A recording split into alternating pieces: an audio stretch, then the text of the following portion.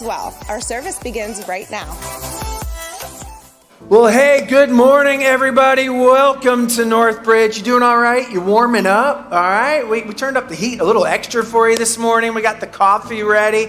I've got good news, though, if you're sick of the cold. You ready for this?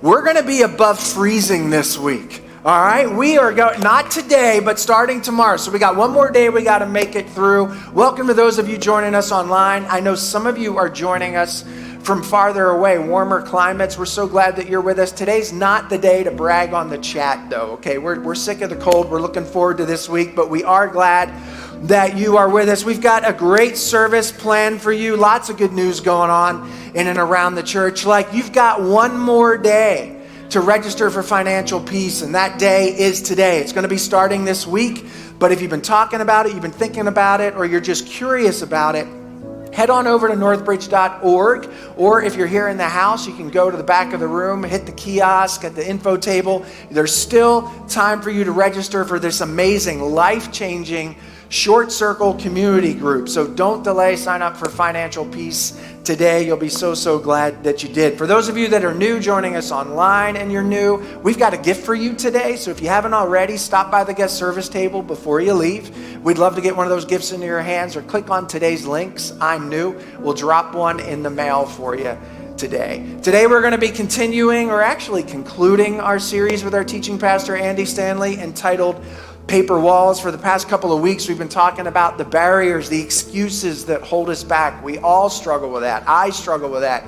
Everybody here on the stage, we struggle with excuses that hold us back. So this has been so helpful, so applicable. So today we're going to be wrapping that up. But before we get to that, we're going to spend some time singing of God's goodness, His greatness, His faithfulness, and His love for each and every one of us. So we invite you to join in and sing along at home. Here in the room, please stand, give a wave to somebody around you, okay? A smile, welcome them here, and I'm going to hand it off to the band.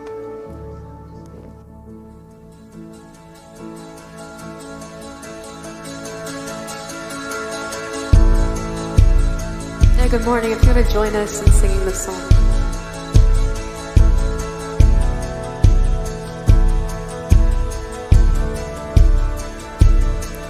We're heaven's born creation, His pride and adoration, treasures woven by His love. His careful hands, they hold us safe within His promise of calling and of destiny. We're heaven's born creation, His pride and adoration, treasures woven by His love. His careful hands, they hold us safe within His promise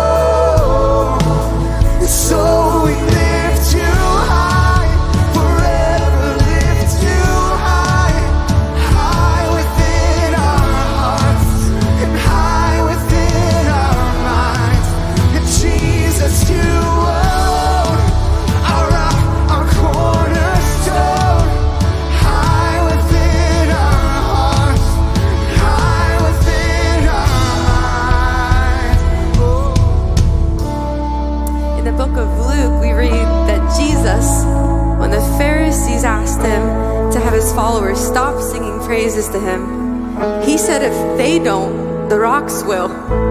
So let's not give rocks the chance to sing praises to God when we're given the opportunity to lift up the name of the one who's over everything. He's worthy of our praise. Would you continue to praise him with me?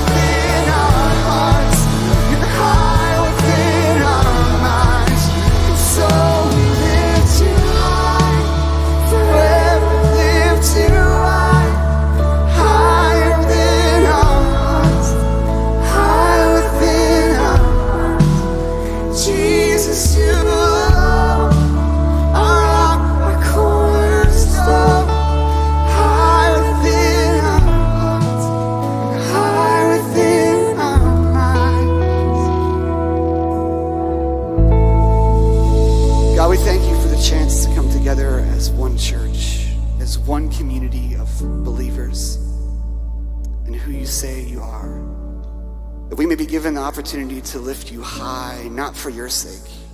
You're already there regardless, but for our sake so that we can recognize who you are and put you in that position in our lives on a day-to-day basis. We love you. We're so thankful for the gift of your son, Bridge, that helps us get to know you better. In your name we pray. Amen. You may be seated. And we're going to transition now into a time of giving and by collecting the offering.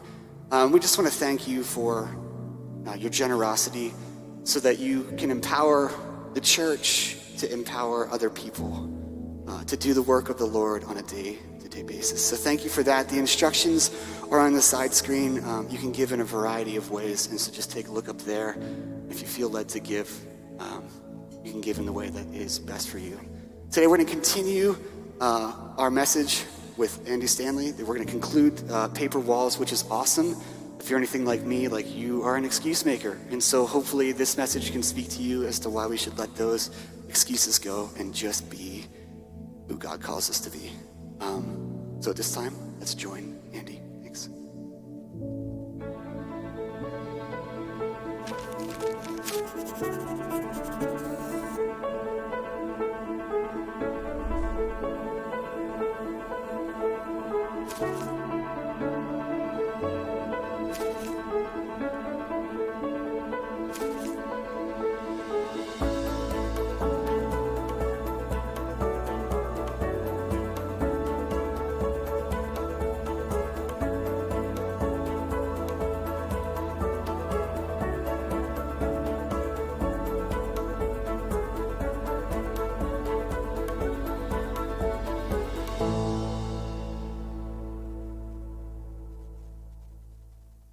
I don't believe in labels. I think labels are Sandra's love language.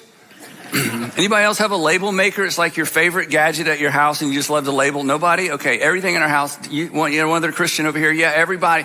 Everybody I think in our house just about is labeled except me. I think she's got me separated clearly. But anyway, yes, we love labels. So, you have heard it said, regardless of how old you are or where you live, you have heard it said, there are two kinds of people in the world. You've heard this said so many times that that's the only part you remember. Isn't that true? And this was actually originally attributed to Mark Twain. I guess that's the case. And whatever follows this statement is usually some sort of oversimplification. But it keeps it simple and it makes it sticky. And sometimes it's better to remember simple things that are simplified than things that, are complex and we can't remember anyway because memorable is portable. So I don't think that's such a bad thing. There are two kinds of people in the world. For example, when I was 30 years old, and keep that in mind, I was just 30 years old. I had a friend named Al Kane. Al was a real estate developer and was much older than me and took a liking to me. And every once in a while, Al would take me to lunch or sometimes to dinner and he would give me advice and I was wide open to his advice. He was a wise guy. And so one day we're having lunch. I remember exactly where we were. And every time he was going to say something that he thought was important, and he said a lot of important things, he would always start this way. Buddy, he would just kind of had this really cool look in his eye. Buddy. And one time he said this to me. He said, buddy, there are two kinds of people in the world. Those who make interest and those who pay interest. I know, it's pretty good, isn't it? And then he looks across the table at me. He said, buddy, which one do you want to be? And that was this is a little bit of an oversimplification, okay? And don't take this any further than, this is just wisdom. This isn't an absolute. And I thought to myself, well, I think I know the right answer. I think it's better to make interest than pay interest, right?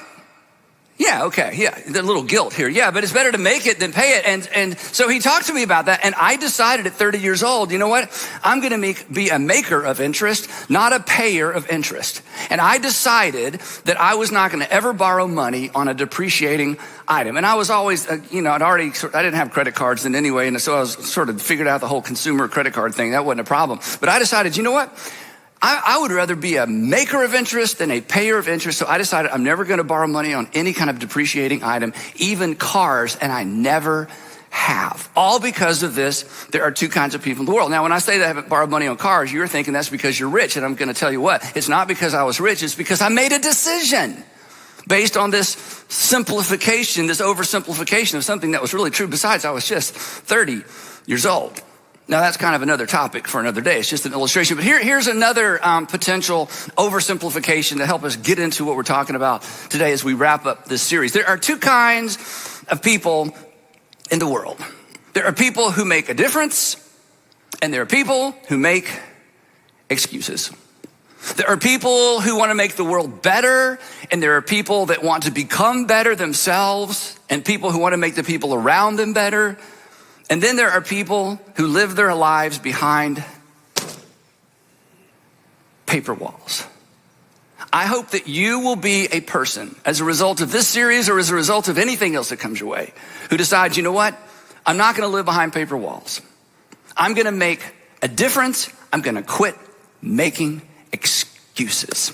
Today we're wrapping up our series, if you haven't been with us, Paper Walls, moving beyond the excuses that hold you back. We've said throughout the series there are things that are worth carrying 1 year to the next, 1 season to the next, good habits and good friends. And then there are things that need to be left behind once and for all, namely excuses. And that's what we've been talking about as we wrap up this series. The excuses, we've said, are just like paper walls. From a distance, they look real. From a distance, they look immovable. From a distance, they look like actual obstacles. But the truth is, they're not. And until we expose those lies for what they are, we live behind those paper walls, and we never know what's on the other side, and we never know what we're missing out on because we excuse our way out of responsibility. We excuse our way out of the depth of relationship we've been invited into. We excuse ourselves out of opportunities that come along, making things right with people that come along. We excuse if we're not careful, we just excuse our life away. And before we know it, as we talked about, our excuses become becauses, and our becauses become a habit. These are the becauses that we run to every time certain topics come up. These are the becauses that we hide behind. You know, why don't you? Well, because. Well, why haven't you?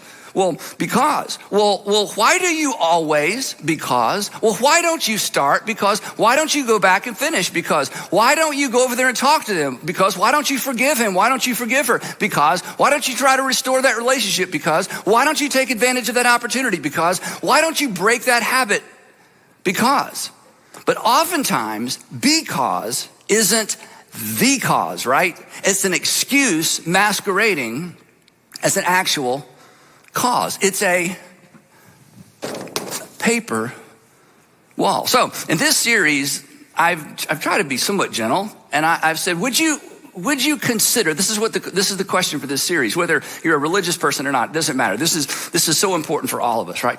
Would you consider, is it possible that you're missing out on something because you've walled yourself in? Is it possible that on the other side of your excuses, there's a better relationship with your husband or your wife? Is it possible that on the other side of your excuses, there's a richer relationship with your kids or maybe your grandkids? Is it possible on the other side of your excuses, there's a better opportunity in terms of career or income or stability or your health? Is it possible that you have been hiding behind, cowering behind, intentionally or maybe even unintentionally, behind excuses that are paper walls? And anytime certain topics come up, anytime certain opportunities come up, you immediately rehearse your because as if this is an impenetrable wall. But in reality, is it possible it's something that you have created? Now, the interesting thing about this, and we can spend a long time on this, but we won't, is that most of our excuses are fear-based. I don't know if all of them are, but most excuses are fear-based. I know for me, in my life, that's been the case. I almost did not choose to go to the school that I wanted to go to for graduate school because I was afraid. I was just afraid.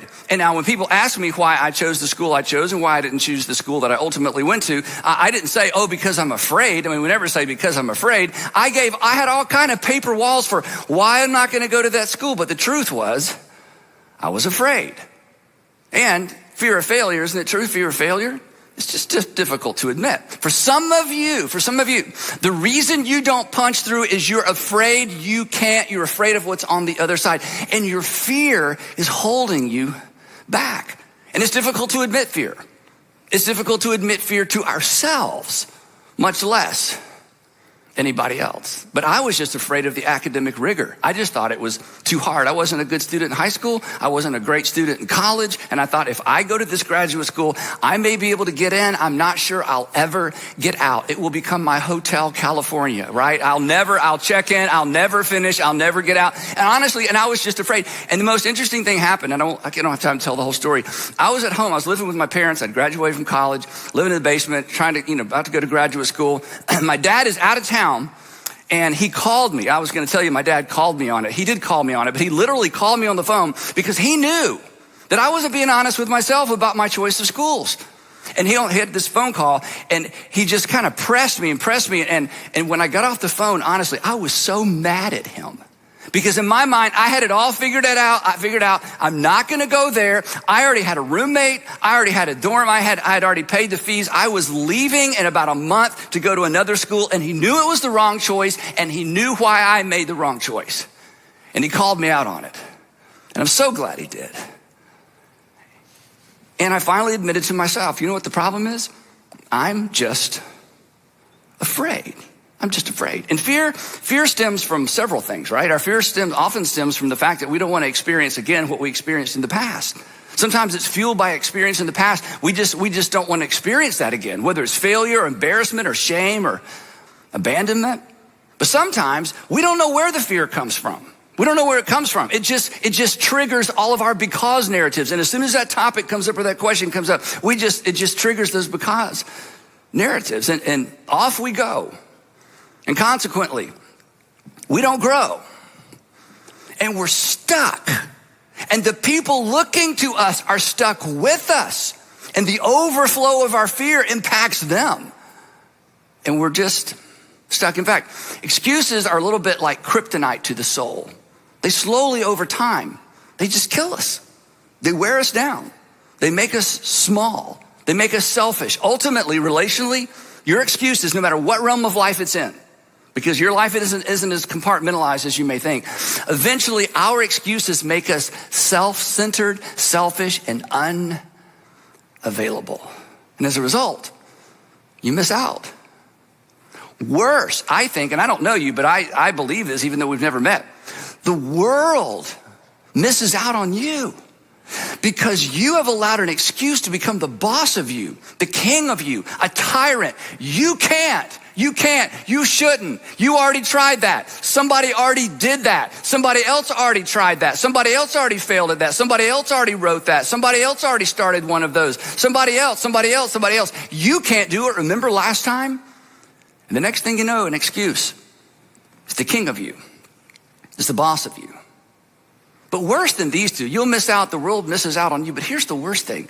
You're gonna miss out potentially on God's plan for you. Now, just work with me here for a second.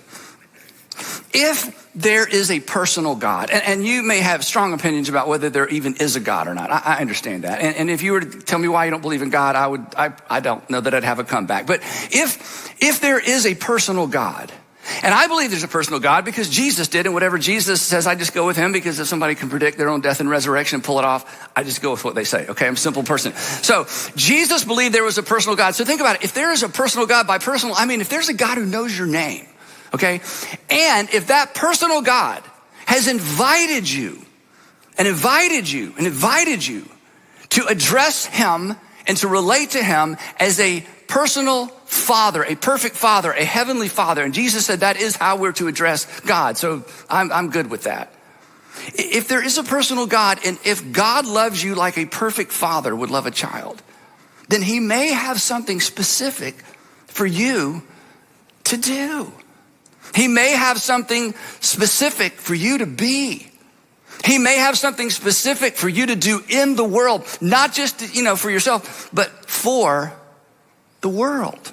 Now, the Apostle Paul, who, hated Christians, then became one, and then became the most famous one, he said as much this way. Here's what he wrote in one of his letters. He said this, and this is a letter to Christians living in Ephesus. He said, for we, and this is everybody, this is all of you, even if you don't believe it or not, he would say this is true of you. For we are God's creation. Now think about this for a minute. Everything that's created is created for a purpose. Everything. Anything you've created for a purpose. I love, when I go to the beach, I love to build sandcastles. I create sandcastles. You're like, what purpose does it have? It just gives me joy. It just gives me pleasure. I enjoy it. Anything you create, things that are purposeful in a big way that other people recognize, things that are just purposeful for you, everything that's created has a purpose. And here's why this is important. Everything that is created is a means to some sort of end. The thing itself isn't the end. The thing created is the means to an end. Every bit of technology you use, even if it's just switching on a light when you get home, everything that's been created is a means to an end that goes beyond the thing itself.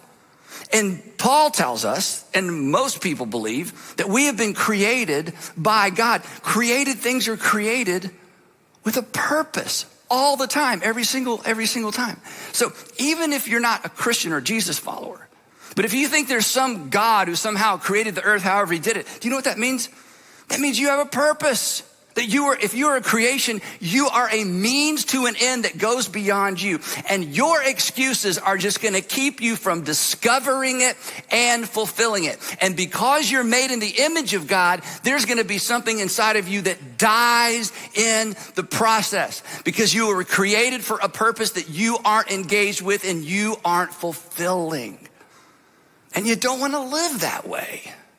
In fact, if there's something that just is consistently kind of churns inside of you and you can't quite figure it out, it may be because you're living behind self-inflicted, lie-infested paper walls. But then Paul takes us to a subset of this group. He says this, for we are all God's creation.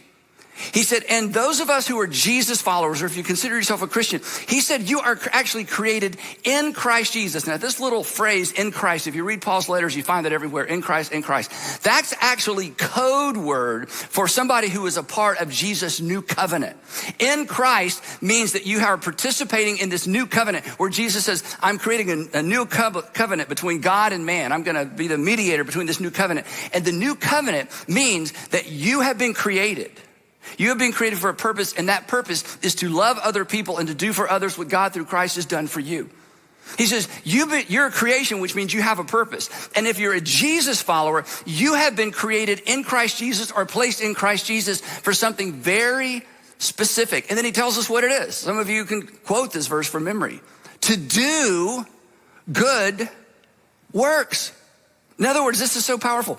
God has something for you to do if you're a creation at all. And if you are a Jesus follower or if you are a participator in God's new covenant established through Jesus, he has something specifically for you to do, and it's to do good works, not so that you can just be good for goodness sake. That's not what this is about.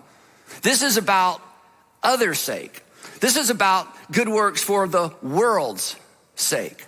And then here's how he wraps it up. He says, which God prepared or foreordained, which God prepared in advance for us not to think about, but to do. So just imagine for a moment, even if you've got some pushback or you're not sure, but just use your imagination for a moment. What if God has a plan or a purpose for you? What if God has something specific for you to do? What if there's something only you can do that no one else can do? To which you might think, oh, there's nothing only I can do that someone else can do. That is not true. If you're a parent, you know that.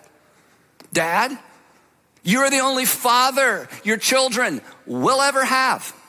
You are the father. Mom, you are the mother of your children. If nothing else, there is something that you do that no one else can do. There are certain roles that we're irreplaceable. It doesn't make us more important than anyone else, but it makes us unique in certain settings. And what if that's just the beginning? What if that's just an example? What if that's just a first step? What if God has something for you to do? What if God has a plan for your life? Paul says, well, we know there's a plan for your life because you're a creation, and everything that's created is created for a purpose. Everything that's created is a means to an end. And what if you live your life behind excuses and you never discover what that is? That's not a wasted life, but it's almost a wasted life. And many of you have lived long enough to know and have had friends and difficult conversations with friends and maybe family members who get toward the end of their life. And they get toward the end of their life with regret. And do you know why people get to the end of their life with regret? This may sound a little bit simplistic. They get to the end of their life with regret because they realize, I could have, I should have, I had every opportunity to, and I missed it. So what if you're hiding out? What if you're excusing out? What if you're missing out? And I know I'm being a little bit harsh, but it's because I care. Here's the thing, and religious or not, this is true for all of us. Excuses, this is important. Excuses are a subtle way of avoiding responsibility. Excuses are a subtle way of refusing to take responsibility for your life. But if you're a Christian, if you're a Jesus follower, it's even worse, because excuses are a subtle way of resisting God's will for our lives. And I don't want you to do that.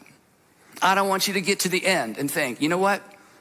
There was something better on the other side, and I was too afraid. I was too insecure. I was too wound up in what people said about me. I was too loaded up with the things that happened to me in my childhood, and I was never, ever, ever able to be honest enough with myself to say, I'm insecure, I'm afraid, and I'm selfish, and I'm not living that way anymore, and I'm moving forward with my life. So, as we wrap up this series, I want to wrap up with what I call 5 not so easy steps for breaking through paper walls that hold you back. Now, I'm going to go through these really quickly. And if you're taking notes, you're not going to have time to write all this down. So here's what I'm going to do. I'm going to send everybody an email this week with all 5 of these things with some subpoints. And the reason I want you to have this is not just for you, but I'm telling you, if you're a parent or a grandparent, or if you're a business leader or somebody who's mentoring somebody or coaching somebody, this content is gold, not just for you, but for the people you love. So we're going to send that to you this week. If you don't get email from us, just any of your local churches, just go to the website at the bottom, say stay informed, where it says stay informed, sign up for an email. We'll send it to you. If you live somewhere else in the country, if you'll just go to northpoint.org, get down to the bottom where it says stay informed, give us your email address, and we will load your email box up with junk day after day. We're just kidding. We're just going to send you this, and then you can unsubscribe if you don't want any more email. But I want you to have this in front of you for now and maybe for the next generation. So, as we wrap up, I want to give you the 5 not so easy steps for breaking through paper walls that hold you back. Now, as I go through these, a quick warning, this is going to hurt your feelings, okay?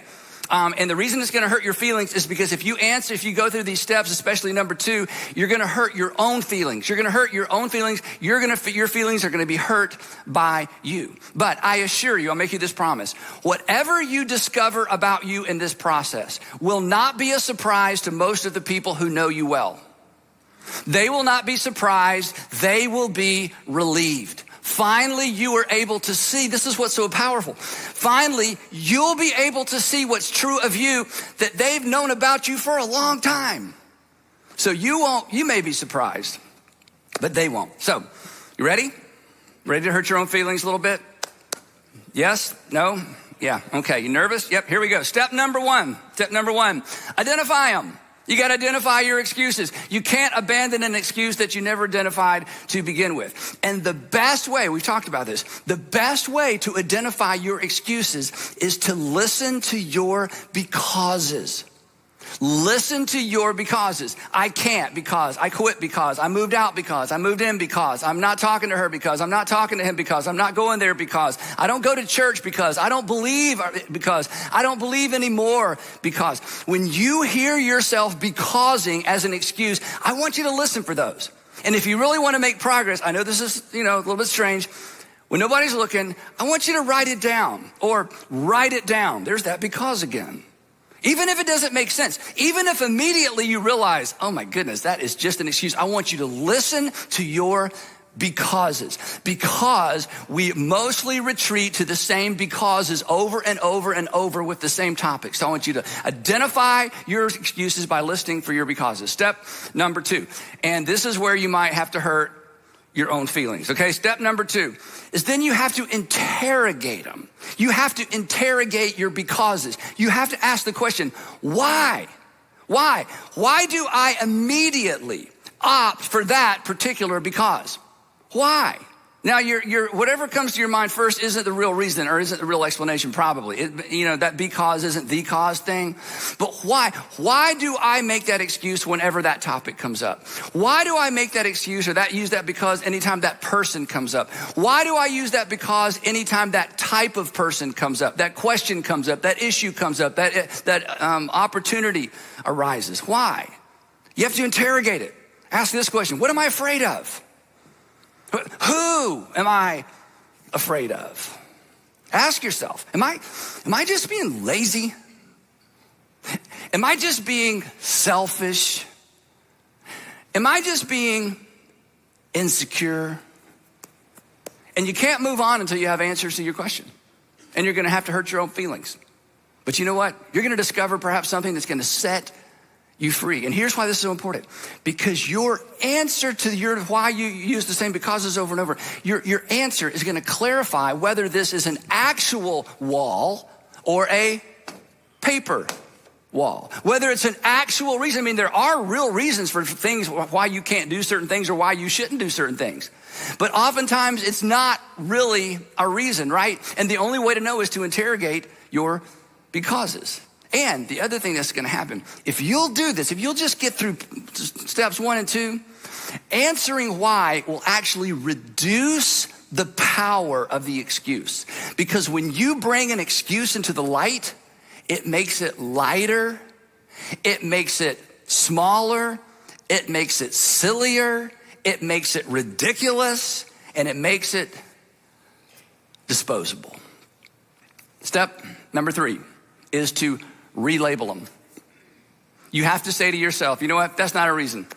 That's not a reason. It's a because, but it's not the cause. That is not the actual reason why I don't talk to her. That is not the actual reason why I don't call my mom. That is not the actual reason why I don't go see him. That is not the actual reason why I don't apply for that job. That is not the actual reason why I don't go back to school. That is not the actual reason that I don't ask for help. That is not the actual reason that I don't check into rehab. That is not the actual reason that's just an excuse. That's not a reason. That's an excuse. And you say it out loud to yourself. You know what? That's an excuse. That's a paper wall. I'm not living this way anymore. And I don't know what's on the other side of that, but whatever is on the other side of that is better than what is here.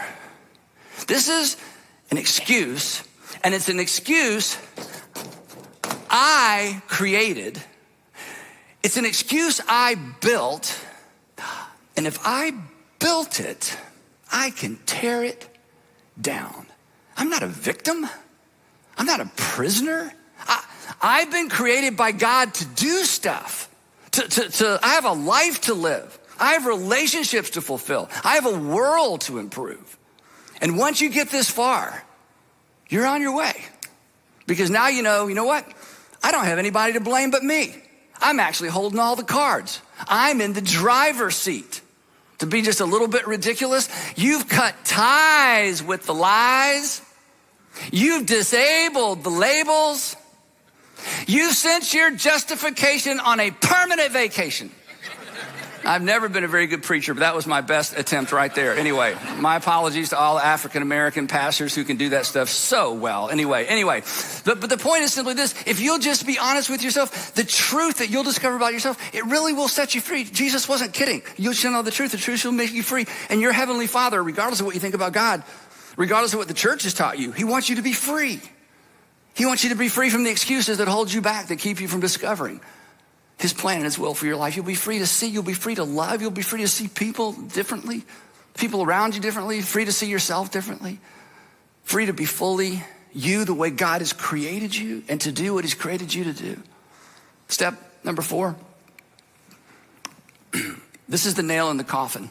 In fact, if you're only going to do one of these, If you're just gonna do one of these steps, and if you already kind of know, yeah, there's a because that isn't the cause, if you'll just take that one revelation that you've had over the past few weeks, or maybe you've known for a long, long time, it's just a paper wall, but I'm so comfortable back there, I'm afraid, to let anybody know that that's not really the reason.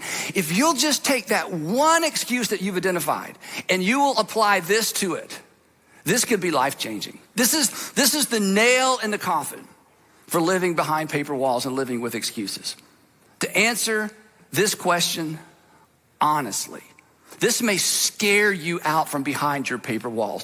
What do I lose if I continue to excuse? What do I lose if I continue to excuse? What do I lose if I continue to live behind paper walls? What do you give up? Who do you give up? What do you miss out on? Who do you miss out on? Who ends up missing out on you because you're not fully available? Whose respect will you lose? Whose respect will you continue to lose because you won't be honest with yourself? What opportunities will you continue to miss out on because you're hiding behind paper walls? And I'm telling you, if you'll write these down, and you look at the list of what you're giving up, what you're losing out on, you'll recognize and realize what we all realize in that moment, that the price is just too high. Because, come on, you know this. There are no do-overs. There are no do-overs in the arenas of life that matter most. There are no do-overs. You only get to have that child, through elementary school and middle school one time. They only go through high school one time. They're only going to leave home one time, maybe 2 times, maybe 3 times. But anyway, there's just these seasons of life that come and go, and once they're gone, right? You only get one first marriage. I mean, the things that are most important, there really aren't any do-overs. And you don't want to miss out. You don't want to carry baggage. You don't want to carry your lies into arena after arena, season after season after season. It's the price is just too high. And then the 5th step is for extra credit, okay? This is the extra credit step. You should tell somebody. You should tell somebody. Now, one of the reasons that we are so adamant about everybody being in a small group and about, meeting with new people and people that are, they've met for the first time, or people they've known for a long time. The reason we want you to be in community, we know you have family, we know you have friends, we know you have neighborhood people, and we know that you have people at work, there's all these different realms. But the group of people that you're consistently doing life with, that you're processing this kind of information with, these are the people that you're able to say, you know what, this is embarrassing, but, I got to tell you, all my life, I have given people a because that isn't the cause, and it's finally dawned on me, and I need to tell somebody, because if you tell somebody, it loses its power. And I just want to tell you, this is just one of the many reasons we don't want you to do it another season of life without being in a circle, because we really do believe that circles are better than rows. And when it comes to exposing our excuses, there needs to be a safe place. And we want you to have that safe place. And sometimes family is safe, sometimes it's not. But step number 5 is for extra credit, but it's to tell somebody. Now, one of the reasons I added this one is because I actually did this recently. I was standing in the kitchen with my kids and a couple of, my son's wife, and just sort of extended family a little bit. And one of my kids said, "Dad, you ought to," and it's something they've suggested I do before. And I immediately went to my because. I just went right to it. And I was in the process of developing this content, and I'm like, well, there it is. Every time they bring this up, I give them the same lame excuse for why I don't do the thing they think I ought to do. And they all smile and grin, and I know they're not buying it. And I realize I'm not even buying it. So later that same day, or actually a few days later, my daughter-in-law and I were talking, and because she's the one that brought it up. And I said, you know what? I got to tell you something. Remember the other day I had a discussion, you brought this up, and everybody thought I should try it? That was just an excuse. And I realized it's an excuse, and I'm going to do this. And she smiled. She smiled because she knew, you know what, everybody knows this, and everybody in the family knew it was an excuse but you. But hey, now you know. So tell somebody. And when you tell somebody and the light comes on, it gets a little bit lighter. And you may find the energy to do something, try something you've never done, never tried before, give up something you've tried to give up in the past and weren't successful at. This is the thing, and I know I say this all the time. you have no idea what's on the other side of this. You think you do. We always think we do. And on the other side, we look back and realize we were wrong. And we wasted too much life and too much time and squandered too much relationship making excuses that we masqueraded around as reasons that were just excuses. Last thing, if you don't identify your excuses, you're gonna excuse your life away. And that is just too high a price to pay. You were created in God's image. You are a creation. Things are created for a purpose, a means to an end. You were created in God's image to do things in the world, for the world. So let's just decide. No more hiding. No more excusing. Let's just make up our mind, because that's what it comes down to.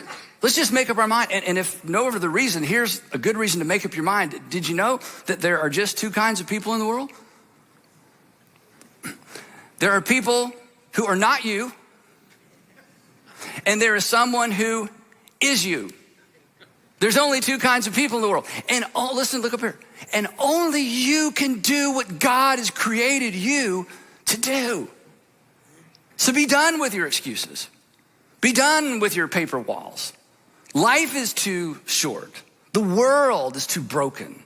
And God is too great. So identify them. Interrogate them. Ask those questions. Relabel them. Spend a few minutes considering, what am I giving up? What am I missing out on? And then be done with them. And then pray every day. And I know I've given you some version of this prayer a dozen times, and I will a dozen more times. And then just begin to pray, Heavenly Father, I want to see. I want to see. I want to just help me to see what's potentially on the other side of this so that I'll move through it. Heavenly Father, I want to see me the way you see me as your creation, created to do stuff, created to do stuff in the world and for the world. Heavenly Father, I want to see me the way you see me so I can be who you created me to be for the sake of the world and for the sake of the people around me. There are things that are worth carrying season to season, year to year. There are things that should be left behind. I think we should all leave behind our excuses. You should, for your sake, for the world's sake, and for the people who love you, and for the sake of the people who are depending on you. What if we all just decide to invite the light of the world to light up our world? Because Jesus said, if you'll invite the light of the world to light up your world, if you will follow me, and if you'll do what I've commanded you to do, then you're going to know the truth, and then you will be free. Today, we're going to close our services at all of our campuses with a song that some of our artists wrote. And the chorus, most of us have heard this at least one other time. It's a new song, but we've done it a couple times at some of our churches. The chorus really is a declaration that's a fitting declaration for this series. And here's what it says. It says, if I hear you speak, I don't need an explanation. If I hear you speak, I don't need an explanation. If you tell me move, I don't need to know the exact destination. And if what's promised, I never see, I love this. If what's promised, I never see, I'm still walking with you. And you're walking with me. If what I think is promised, I don't even live to see, doesn't matter. You created me for good works. You created me for a purpose. I'm walking with you. And I'll trust every single day that you're walking with me. Heavenly Father, thank you for this reminder. Thank you for the freedom to even talk about these things. And Father, if you just give each of us just a tiny glimpse of you, we are your creation with a purpose. We are a means to an end, and we will never be fulfilled until we become the means to the end that you created us to be. So Father, whatever is holding us back, it may have nothing to do with anything I talked about today. Whatever is holding us back, give us the courage to let it go and to follow you. We will walk with you because your son promised that he would walk with us. So please give us eyes to see and give us ears to hear in Jesus' name. Amen. If you want to stand and sing this song with me.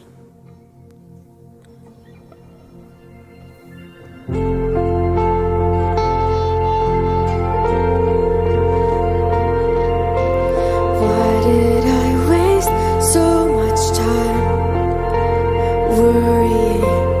You've had a plan all along. I'm listening. You made a way out of deserts and rivers just yesterday. So today, if I hear you speak, I don't need an explanation. If you tell me move, I don't need the destination. If what's promised I never see, I'm still walking with you. You're still walking with me.